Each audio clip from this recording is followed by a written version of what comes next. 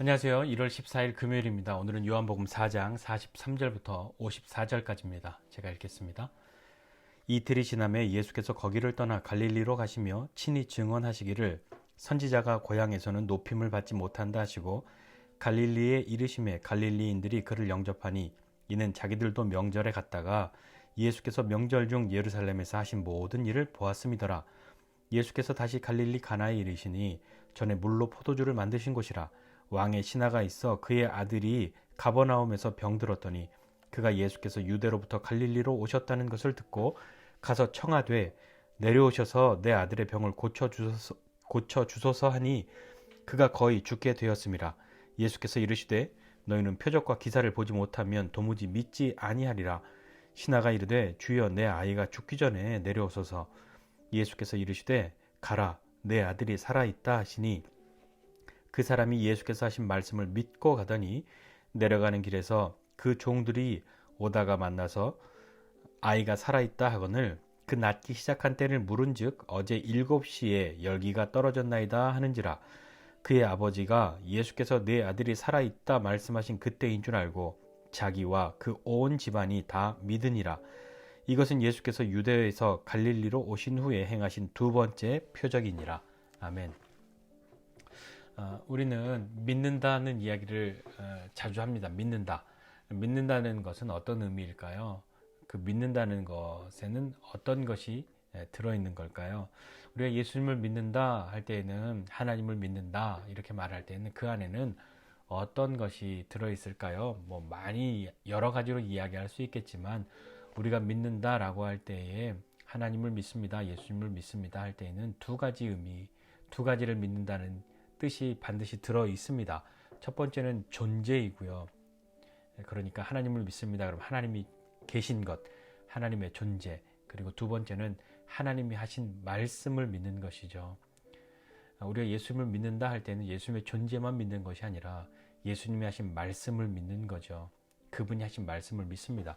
우리가 사람과 사람을 생각할 때도 그렇잖아요. 나는 이 사람을 믿어 라고 할 때 이 사람은 믿지만 이 사람이 하는 말은 믿지 않아. 그거는 말이 안 맞잖아요. 예. 우리가 믿는다라고 할 때는 그 존재와 하신 말씀을 믿는다라는 것이 포함되어 있습니다. 오늘 가나에서 두 번째 표적이 있었다라고 요한이 기록하고 있는데요. 가나는 첫 번째로 예수님이 어떤 표적을 행하셨던 혼인잔치에서 물로 포도주를 만드신 그곳입니다. 그곳에 왕의 신하가 있었는데 자신의 아들이 병들었죠. 그런데 예수님께서 오셨다, 갈릴리로 오셨다는 소문을 들은 겁니다. 어떤 소문을 들었을까요? 예수님이 예루살렘에서 하신 일들, 그것이 벌써 사람들에게 회자가 되고 정말 예수님에 대한 각자의 기대들이 생겨났던 거죠. 그래서 예수님에 대한 소문들이 퍼졌을 텐데 그 이야기를 듣고 이 왕의 신하가 가버나움에서 갈릴리로 이렇게 옵니다. 와서 예수님 우리 집에 오셔서 내 아들 좀 고쳐주세요. 거의 죽게 생겼어요 라고 이야기를 하는 거죠. 근데 예수님이 아이고 그렇구나, 안타깝구나, 내가 어떻게 도와줄까, 내가 갈까, 그럼 이렇게 가자, 어떻게 하자 이렇게 말씀하신 것이 아니라 예수님 말씀은 너희가 도무지 표적과 기사가 아니면 그것이 아니면 믿지 않는구나 라고 이야기하십니다. 어떻게 생각하면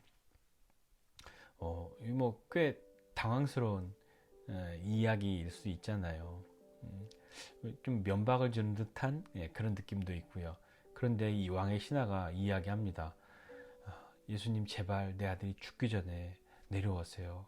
같이 가시죠. 이렇게 부탁을 하죠. 근데 예수님은 이렇게 얘기하십니다.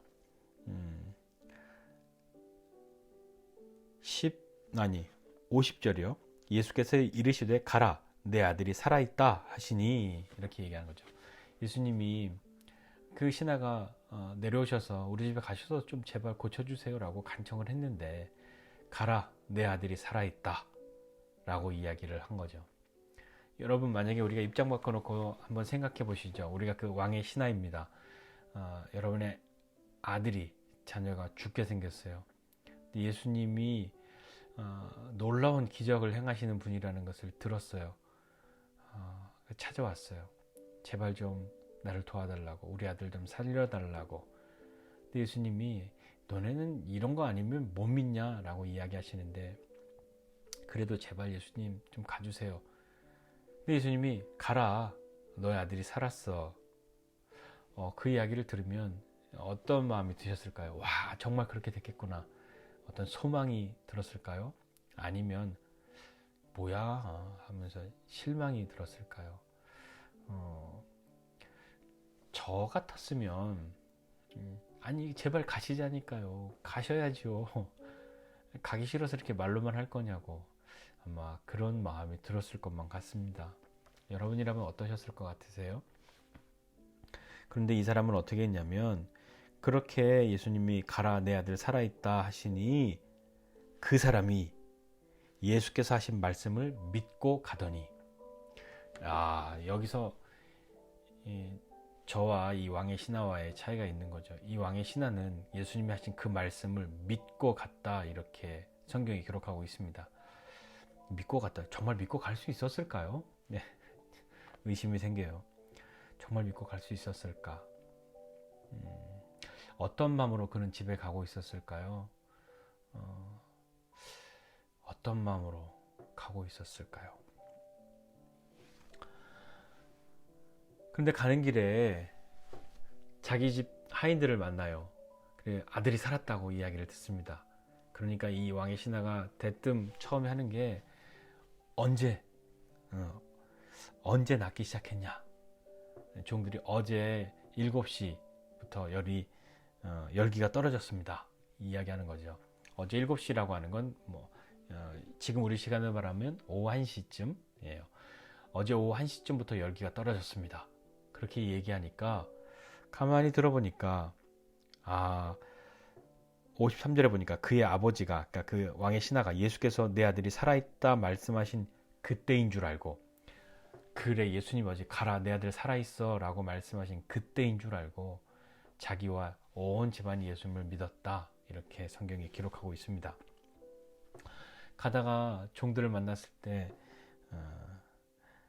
아이가 살아있다, 언제 그랬냐 라고 물어본 이유가, 저같이 의심하는 사람이라면 진짜로 살았을까, 언제 그랬을까, 우연히 그랬을까, 지금부터 그랬던 걸까, 내가 집에서 출발하자마자 낫기 시작한 걸까, 여러 가지 생각이 들었겠죠.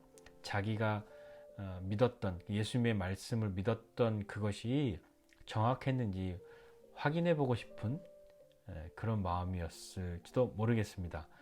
정말 그분이 고쳐주신 것인지도 그것인지 확인하고 싶은 마음이었겠죠. 예수님이 말씀하신 그때인 줄 알고 자기도 믿고 온 집안이 믿었다, 이렇게 기록하죠. 믿음은 어디에서 오나요? 믿음은 들음에서 온다고요. 들음은 하나님의 말씀이다 라고, 그리스도의 말씀이라고 우리가 성경에서 배웠는데, 그러면 너무 심플하지 않습니까? 우리가 믿음이 생기려면 어떻게 해야 되겠습니까? 말씀을 들어야 믿죠. 예수님의 존재는 믿는데 그분의 말씀을 듣지 않으면 그분을 정말 믿는 걸까요? 어떤 사람이 나의 존재는 믿는데 내 말은 듣지 않습니다. 들어주지도 않아요. 그런데 나를 믿는데요. 그게 가능할까요? 말씀을 들어야 믿는 거죠.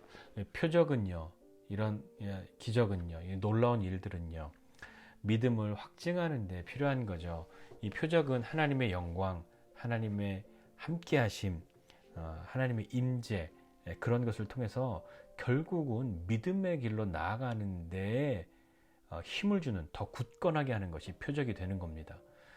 그러니까 그저 신기한 구경거리나 어떤 문제 해결의 방편으로서만 표적과 기사, 이런 어떤 기적 같은 일을 추구하는 것이 아니라, 그것이 우리에게 말씀을 믿고 표적은 그 믿음을 더욱 굳건하게 하는데 쓰여져야 좀 더 맞지 않을까요?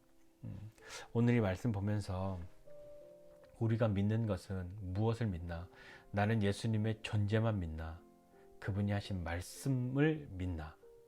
한번 진중하게 생각해 보셨으면 좋겠습니다. 그분이 하신 말씀을 믿는 것이 정말 믿음이지 않을까요? 주님이 내가 너 사랑해 라고 말씀하셨으면 그 말씀을 믿는 거죠. 주님의 존재는 믿습니다. 그러나 주님이 나를 사랑해 라고 말씀하시는 것은 잘 모르겠어요. 그러면 우리가 조금 더 정말 믿음의 길로 나아가려고 개인적인 시간들을 더 가져봐야 하지 않겠습니까? 오늘 이 왕의 신하의 믿음은 참으로 대단한 믿음입니다.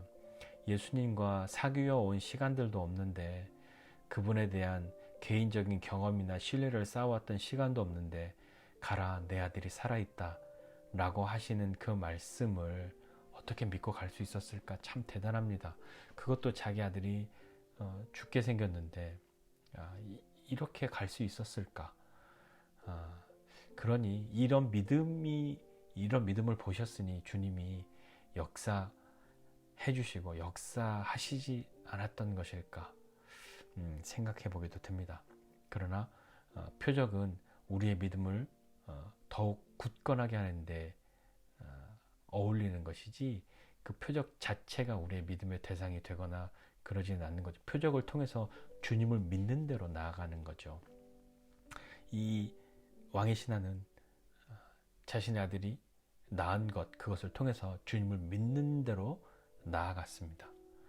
우리도 주님의 말씀을 듣고 믿고 또 우리에게 행하시는 놀라운 일들을 통해서 더 굳건한 믿음으로 나아갈 수 있는 그런 시간들이 생겼으면 좋겠습니다. 그렇게 한 걸음 한 걸음 믿음의 길로 나아가는 저와 여러분 모두가 되시기를 주님의 이름으로 축복합니다. 기도하겠습니다. 하나님 아버지, 은혜와 사랑을 감사드립니다. 하나님, 우리가 주님을 믿습니다 하는 그 말 속에 주님의 살아계심과 주님의 하신 말씀을 믿는 그 믿음이 우리에게 더욱 굳건하게 하여 주시고, 그 믿음을 더욱 자라나도록 하는 주님과의 사귐이, 또 하나님과의 시간이, 또 주님이 하신 놀라운 일들을 경험하는 것들을 통하여서 더욱 굳건한 믿음으로 나아가도록, 하나님의 말씀이 분명하다는 것을 경험하게 되도록 주님 역사해 주십시오. 은혜를 베풀어 주십시오. 오늘도 믿음으로 승리하는 우리 되기를 원합니다. 예수님의 이름으로 기도드립니다.